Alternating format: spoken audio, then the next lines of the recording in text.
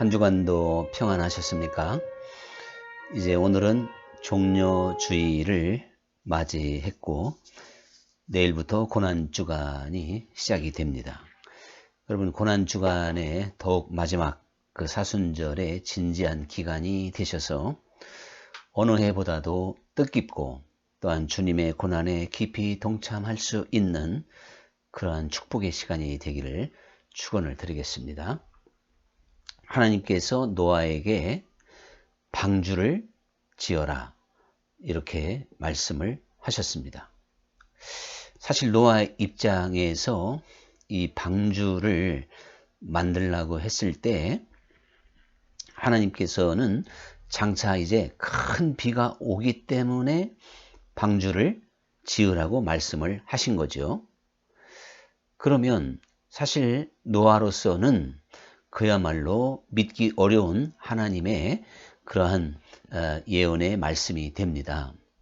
노아 시대에는 저 하늘에 수증기로 물로 궁창을 하나님께서 만드셨기 때문에 이 지구는 온실 속에 있는 것과 같아서 비 자체가 내리지를 않았습니다. 노아가 하나님께 명령을 받은 그때의 나이는 500살로 우리가 추정해 볼 수 있는데 500년 동안 그러니까 노아는 한 번도 이 땅에 비라고 하는 것이 내리는 것을 본 적이 없었던 겁니다.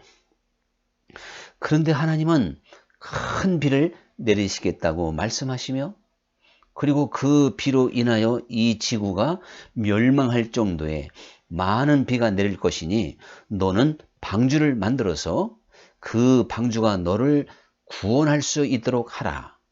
지금 이렇게 말씀하셨던 겁니다.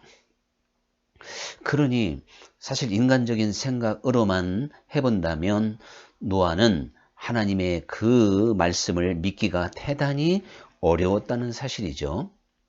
그러나 노아는 그것을 믿었기 때문에 120년 동안의 시간을 걸려서 그 큰 배를 완성시킬 수가 있었던 겁니다. 그렇기 때문에 노아는 믿음의 사람인 것이고 하나님께서 그 노아의 믿음을 인정하셔서 노아뿐만 아니라 노아의 온 가족 8명이 그 큰 비 가운데에서 구원받을 수 있도록 축복해 주셨던 것을 보게 되지요. 우리가 이 노아의 방주의 이야기를 이렇게 생각해 보면서 주 예수님을 믿는 모든 그리스도인들은 역시 노아처럼 방주를 지어야 된다고 하는 명령을 받았다고 하는 것을 우리는 깨달을 수가 있을 것입니다. 우리도 역시 노아처럼 믿음의 방주를 지어야만이 장차 우리 모든 인생들이 단 한 사람도 피할 수 없는 하나님의 그 대심판의 날, 마치 저 하늘의 궁창이 열리고 땅이 터지면서 큰 비와 또한 이제 땅속에서 물이 솟구쳐 올랐던 그 대환란의 날에 노아의 배가 건짐을 받을 수 있었던 것처럼 노아가 그 방주로 인하여 생명을 건질 수 있었던 것처럼 우리도 믿음의 집이 분명하게 있어야만이 즉 그 믿음의 방주죠. 우리를 구원할 수 있는 믿음의 방주가 있어야만이 그 환난의 날에 내가 구원을 얻을 수가 있고 생명을 보존할 수 있다고 하는 그러한 비밀이 이 노아의 방주의 근본적인 메시지가 됩니다. 이 노아가 방주를 짓지 않았다면 노아 역시 홍수에 휩쓸려 죽을 수밖에 없는 것이거든요. 오늘 그런데 이 노아가 평생을 거쳐서 120년 동안에 그 방주를 지은 것처럼 우리도 하나님께 부름받은 이후 하나님께서 불러낸 모든 사람들마다 이 성경 이야기를 통하여 우리는 믿음의 방주, 우리가 피할 수 있고 우리가 들어갈 수 있는 믿음의 방주 또한 믿음의 집이 있어야 된다고 하는 것을 우리는 성경 전체의 교훈을 통해서 분명히 깨닫게 되는 것입니다. 그런데 사실 이 노아가 방주를 짓기까지는 상당히 사실 믿음이 필요했고 많은 장애물이 있었습니다. 그 장애물은 무엇보다도 말씀드린 대로 노아가 하나님께 명령을 받은 그 500살 되기까지 도대체 이 지구상에 비라고 하는 것은 내릴 수도 없었고 내리지도 않았고 또 비가 무언지도 모르는데 그 비가 올 것이니 방주를 지어라. 참 믿기 어려운 겁니다. 그런데 하나님께 부름받은 모든 우리 인생들도 노아와 같은 그러한 상황에 저는 놓여져 있다고 봅니다. 누구든지 죽음 이후의 사건을 경험해 본 사람 없습니다. 내가 죽어서 어떻게 될 것인지 우리는 성경 말씀을 통해서 약속하고 있는 이것 외에는 아무것도 없는 것입니다. 마치 노아가 하나님의 말씀 하나밖에 없었던 거예요.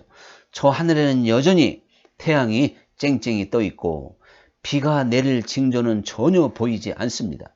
언제까지 지금 500년 동안 그리 했듯이 언제까지나 비가 내리지 않을 것이라고 노아가 생각할 수밖에 없는 대자연의 환경입니다.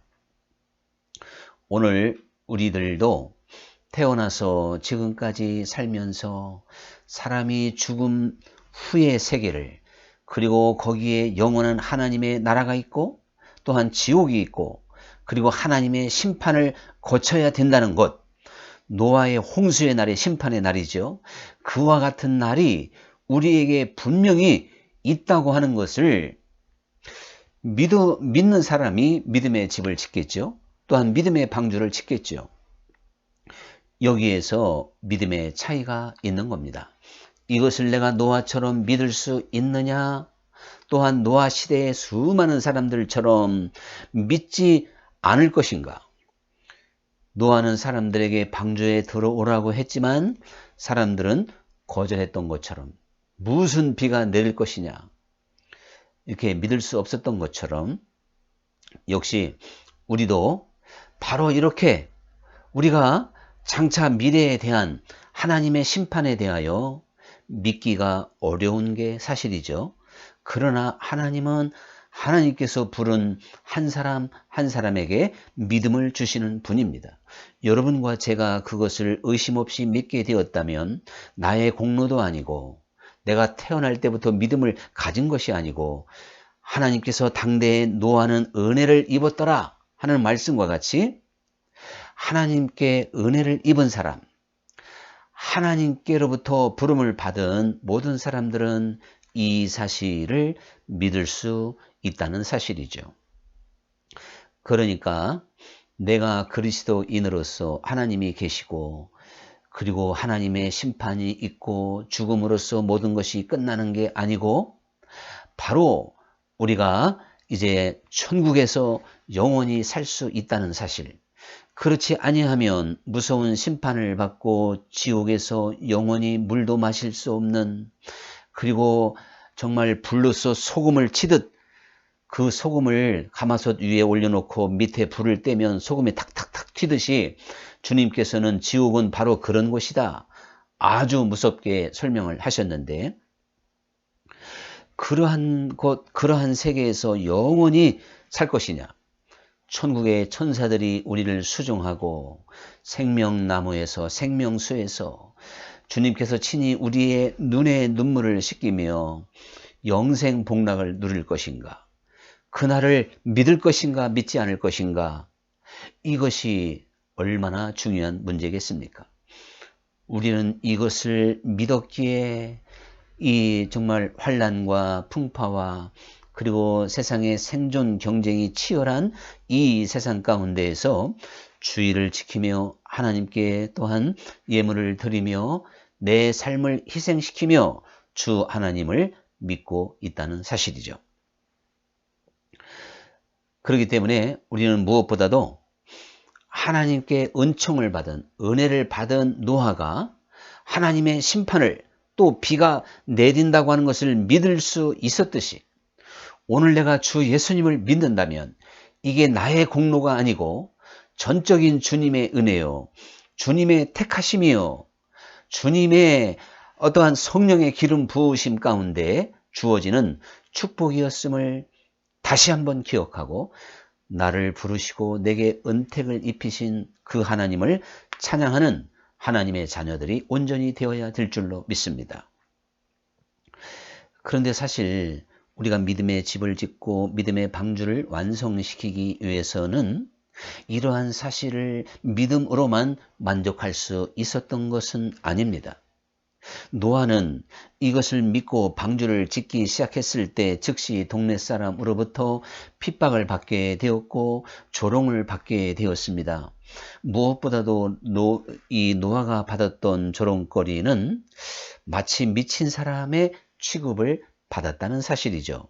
왜 그런가 하면 배라고 하는 것은 상식적이라면 강가나 바닷가에서 배를 만들어야 되는데 노아는 깊은 산속에서 이 배를 만들었기 때문에 그렇습니다.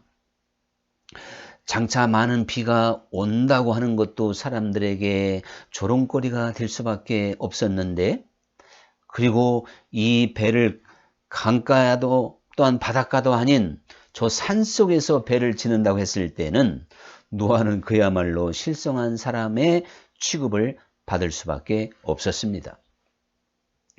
그래도 노아는 그러한 모든 조롱과 사람들의 핍박을 이기며 이제 이길 수 있어야 그 방주를 지을 수가 있었던 것이죠. 그러다 보니까 많은 사람들의 협조를 받기도 어려운 일이 되었을 것입니다. 그 일을 할 만한 사람들이 자기도 사람들에게 조롱을 받을까봐, 자기도 미친 사람 취급을 받을까봐 사실 도울 수 있는 사람들조차도 피해 갔다고 볼 수밖에 없는 것이죠. 그러다 보니까 120년의 세월을 이제 노아는 홀로 고독하게 가족들과 함께 견딜 수밖에 없었던 시간이 있었다고 봅니다. 그것뿐만 아니라 이 노아는 그 배를 특별한 사람의 조력자도 없이 배를 지어야 됐기 때문에 말 그대로 전심전력하지 아니하면 지을 수 없는, 만들 수 없는 배였습니다. 그 배가 정말 배를 완성시키기 위해서 이 노아는 그 120년 동안의 삶을 온전히 헌신했다는 사실이죠. 자기 일을 할 수가 없었습니다. 그저 적당하게 세상 일을 하면서 이거를 할 수는 없는 노릇이었어요. 아주 전적으로 여기에 매달려야만이 가능했던 걸 보게 됩니다. 여기서 우리는 또 한 가지를 깨닫게 됩니다. 실제적으로 우리의 그 믿음의 집을 짓고 믿음의 방주를 우리도 영적으로 짓는 데 있어서 이렇게 방해거리도 많고, 또한 노아가 처한 상황 자체가 노아로 하여금 사람들에게 도움을 받지도 못하고 기술도 부족하고 이런 상태에서 짓기가 어려웠듯이, 실제적으로 생각해 보면 믿음의 집을 짓는다, 믿음으로 믿음의 방주를 지금도 만든다고 하는 건 결코 쉬운 일이 아닌 겁니다.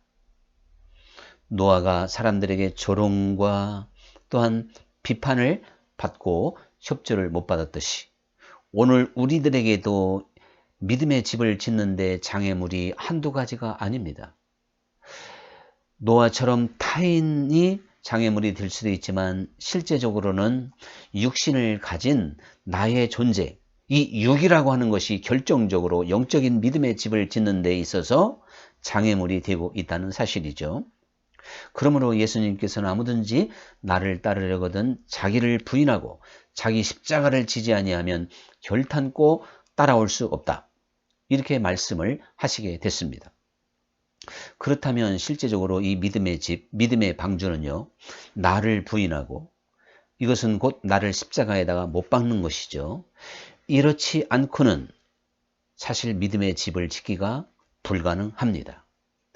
그래서 우리들은 이제 정말 이게 전심전력하지 못함으로 사실 믿음의 집을 지어가지 못하는 경우가 영적으로 얼마나 많이 있는지 모릅니다. 또한 넘어뜨리는 것은 나 자신뿐만 아니라 세상의 모든 환난과 또한 위협과 마귀의 기가 막힌 공격으로 인하여 우리들은 또 집을 짓다가 중단하는 경우가 얼마나 많이 있는지 몰라요. 이 세상에서도 비가 오면 공사가 잠깐 중단되죠. 무슨 천재지변이 있으면, 또 자기의 몸이 아프면 또 잠깐 집 짓는 일을 멈추게 될 겁니다. 육신적으로도 영적으로도 똑같습니다. 우리가 지금 믿음의 집을 짓는 데 있어서 방해거리가 한두 가지일까요? 말씀드린 대로 근본적인 방해거리는 나라고 하는 존재입니다. 내가 생각과 마음을 그리스도께 빼앗기고 저 세상 가운데 두고 있는 한 믿음의 집은 지어지지를 않습니다.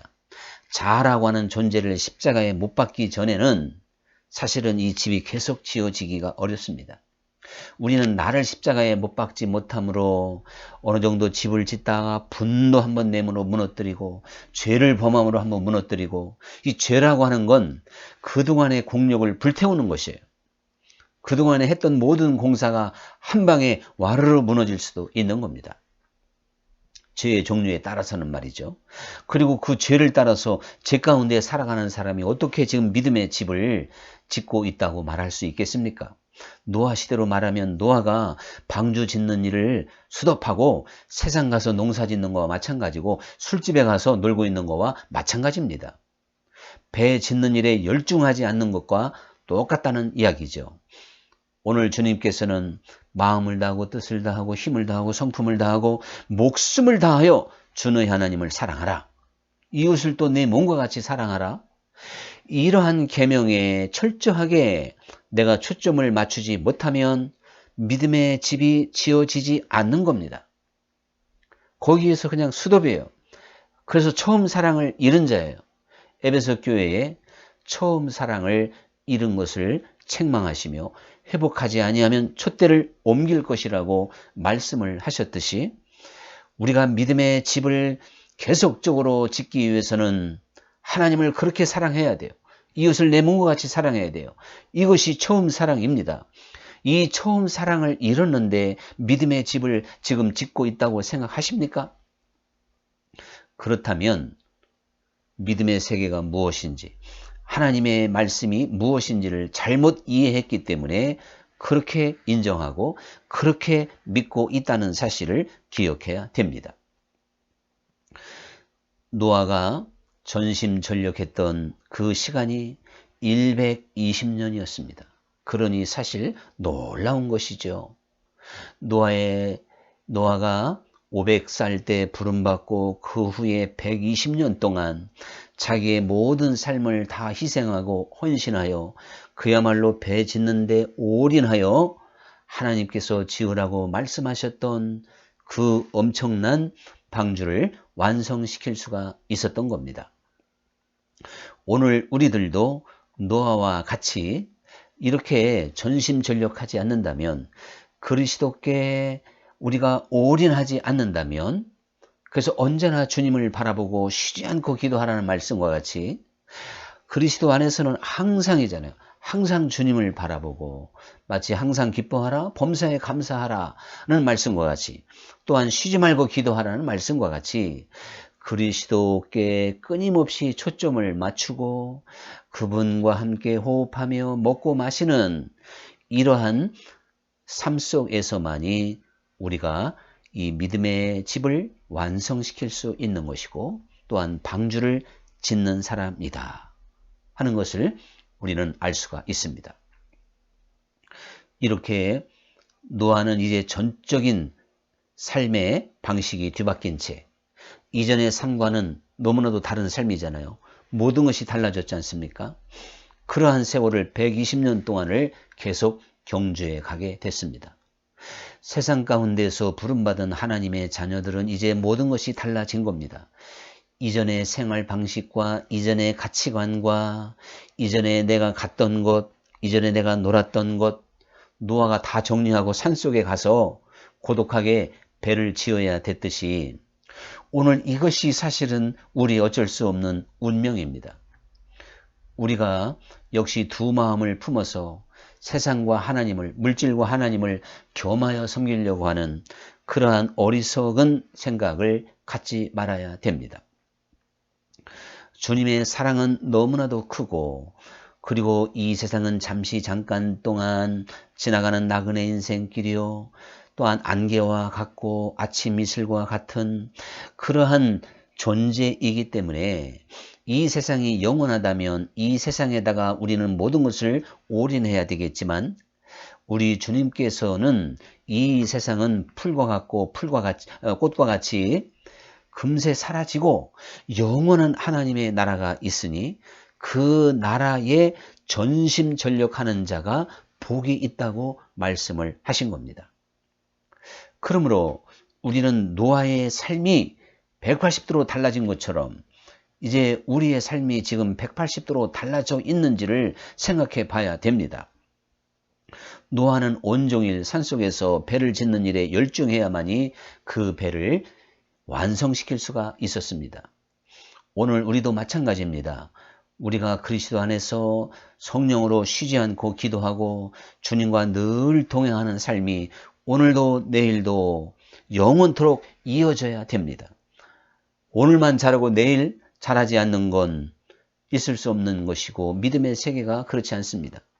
지금까지, 오늘 이 순간까지 내가 세상 속에 있고 세상 연락을 즐기며 이전의 생활 방식을 가지고 그대로 살면서 입으로만 주여 주여 했다 할지라도 오늘 이 말씀을 함께 나누는 모든 그리스도인들마다 이제 결단해야 되겠습니다. 내가 있을 곳은 이 세상이 아니고 저 산속에 방주를 짓는 일이라는 사실이죠. 그것은 고독하고 외롭고 재미없는 것 같지만 그게 자기를 영원히 살게 만드는, 생명을 보존하는 그러한 유일한 길이었다는 것을 노아는 너무나도 잘 알고 있습니다. 이 세상에서 한평생 사는 모든 그리스도인들이 주님으로 만족하고 주의 음성 듣기를 즐거워하고 주님의 뒤를 따라가기를 힘써하는 여기에 행복을 느껴야 되지, 세상에서 즐기고 세상에서 누리고 세상에서 좋은 것들을 취하려고 하면 우리는 길을 잃은 양이 될 수밖에 없는 것이고, 우리의 목자와는 너무나도 먼 거리에서 주님과는 동떨어진 삶을 살아갈 수밖에 없다는 사실을 기억해야 됩니다. 예수님께서는 사람이 나를 섬기려면 나를 따르라 그랬어요. 주님을 따라가는 게 믿음의 길입니다. 계시록 말씀에도 그 이마에 인을 맞은 사람마다 어린 양이 어디로 가든지 그 뒤를 따라가는 자들이더라. 어린 양을 따라가는 사람이 이마에 인을 맞은 사람입니다. 오늘까지의 삶이 어떠한 삶이었습니까? 주님의 뒤를 따라가는 삶이었습니까? 내 생활을 추구하고 내 연락을, 또한 나의 목적을 이루는 삶이었습니까? 주님의 목적, 주님께서 지시하는 길, 주님께서 원하시는 길을 우리는 날마다 분별해 보면서 여기에서 이탈되어져 있는 것은 아닌지 생각해 보며 내 생활 속에 분명한 결단이 있어야 될 것이고, 또한 절제가 있어야 될 것이고, 금해야 될 것이 있다는 사실이죠.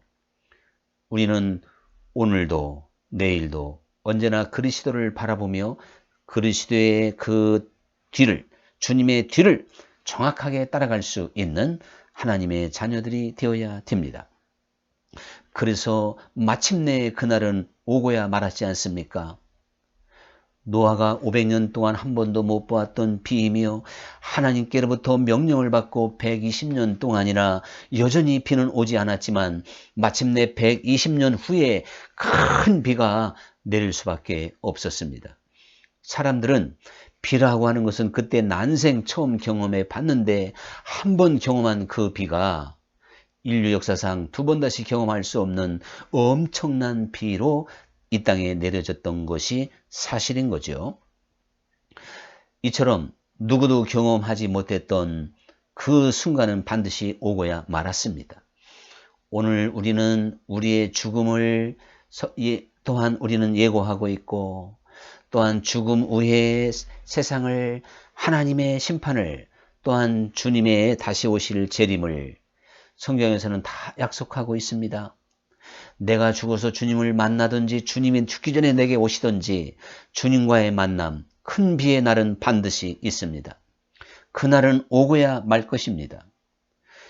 그날을 바라보며 그날을 믿으며 한 걸음 한 걸음 착실하게 지금 준비하면서 방주를 짓지 않고 게으르고 나태하다면 악한 종, 마치 한 달란트 받은 사람의 운명을 피할 수밖에 없다는 사실을 기억해야 됩니다. 운명을 피할 수 없다는 것을 알아야 된다는 사실이죠. 근데 하나님께서는 이 노아에게 방주의 재원을 정확하게 알려주셨습니다.